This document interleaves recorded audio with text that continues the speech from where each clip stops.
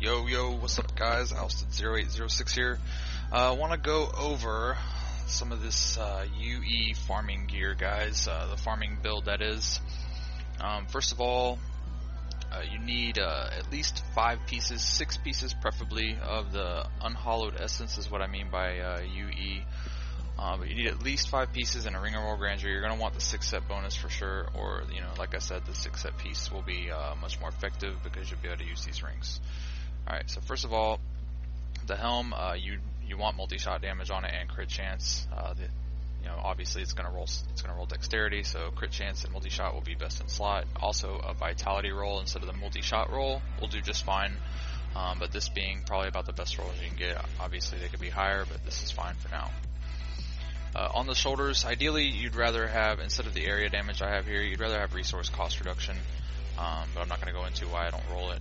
But just rather have resource cost reduction here instead of the area damage. On the gloves, these are all the stats you want: crit chance, crit damage, resource cost reduction, dexterity. The chest, dex, vitality, hatred regen, and the biggest part of this on the chest is the secondary 12 discipline. If you look at the set bonuses, in the 6 set bonus, your generators and multi-shot deal 15% increased damage for every point of discipline you have. So getting extra discipline where you can is very big. The chest, because it's a cloak, being a spot where you can get a maximum of 12, so we have the max roll here. Ideally you'd want the max roll, obviously, but any roll is just fine. Next, just a crit chance, crit damage socket is all you really care about here. If you could get fire, crit chance, crit damage, and then socket, it's going to be better, but this is just what we have this early in the season. Reaper's wraps, fire skills, and crit chance are the main things here. Obviously your dexterity and vitality are nice as well. Belt, we'd rather have witching hour, but we haven't found a witching hour yet, so this works fine for getting there, getting through the mobs quick and running through the rift quick. But this is just fine. I don't think there's going to be anything better. Maybe like the resource cost reduction belt could be fine as well, but I think this is probably just a little bit better. The movement speed sweet. Your pants, dex, vitality, all res. Boots, dex, vitality, all res, and multi-shot damage being key here as well. It doesn't matter what bow you use, you just want to use a two-handed crossbow for these. Now, a lot of people will say, why not use a Crider shot, and then instead of evasive fire, you use elemental arrow with the Crider, making it a generator and getting more damage. Well, the Crider shot is more sustained damage type of build, where you're in a rift situation where the mobs take a long time to kill, so you just have sustained damage against them with elemental arrow. For this build, you want to focus more on farming, doing lower greater rifts, like 35 through 45, depending on your gear and paragon levels, all that good stuff.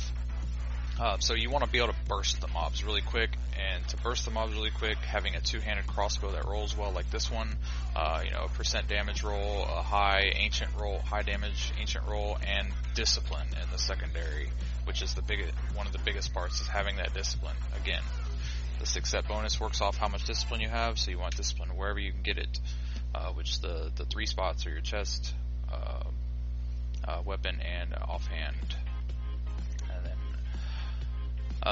So the quiver, we're going to go into the Deadman's Legacy. This is I think the best quiver for speed farming. Also, again, we're trying to burst the mobs down.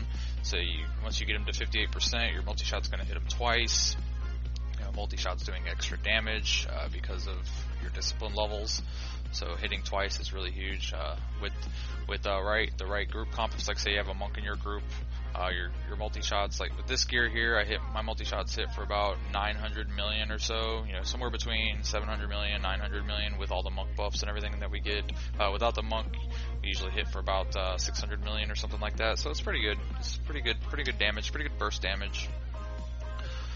And focus and restraint are huge for the build as well. Like I said in the beginning of the video, you don't have to have them. You can run the 5-piece and run a Ring of Royal Grandeur and like a Manal Teal because it has discipline in the secondary, or a Hellfire Ring for XP, since that's what you're after is XP with this build, or even a Leoric Signet is fine too.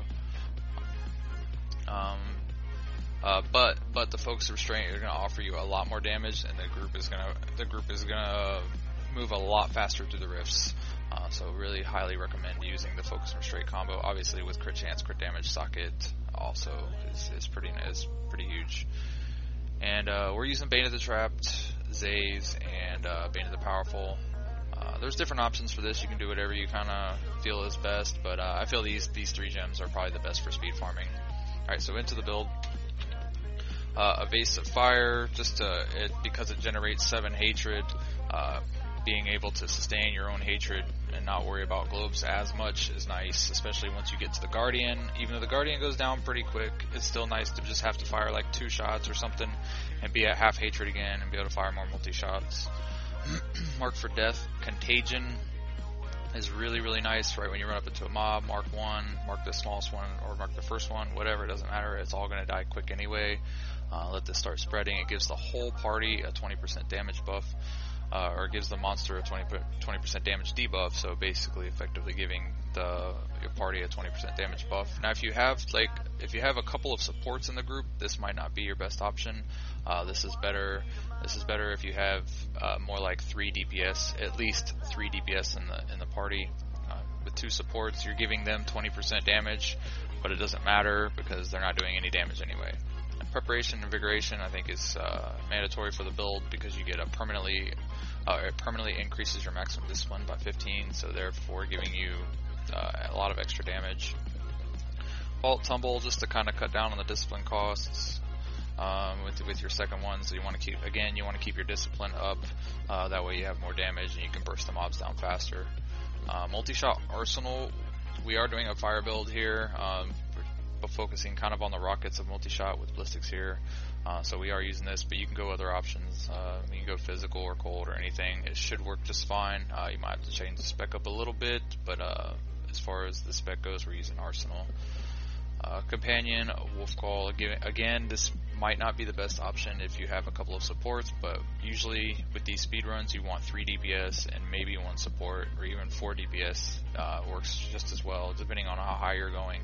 If you're doing 35s, this is really nice, because you can run 4 DPS and people really won't be dying that much, and you can keep everybody with a 30% damage buff.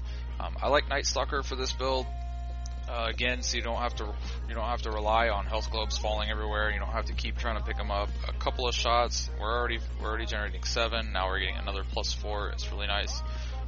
If you know for 100% fact that one of the other classes, the support classes in your group, is running a Bane of the Trapped, then you can switch out this for Call of the Week and get a 20% damage buff. But if you don't know for sure, you don't want to check, whatever the case may be, I like Night Stalker a lot. It's a really nice skill for this. Awareness, just to cheat death, of course. Ballistics here, again, all of our damage, or most of our damage, is coming from multi-shot. So we're going to use ballistics with that, getting 100% damage buff to the rockets. Ambush, I think, is really nice in combination with this quiver. I've really never enjoyed Ambush as a passive. I've barely ever used it, but since the addition of the Dead Man's Legacy, when mobs get below 60% health, you hit them twice, so the faster you can get them down to below that number is the better, and Ambush will help you get there. 40% damage buff to mobs over 75% health is pretty huge. Trying to get them down to below that 58 or 60%, excuse me, whatever number your Dead Man's Legacy rolled. I think that's it. We're just going to keep this one simple, guys. Hopefully this helps you. Remember to subscribe if you don't mind, guys, and check out my Twitch channel at twitch.tv/ousted0806. I stream daily, somewhere around 4 o'clock p.m. EST, so usually about midnight, 1 o'clock in the morning EST, and we have a lot of fun there. So again, thanks, guys. I appreciate it. Don't forget to follow, like, and subscribe each respective channel.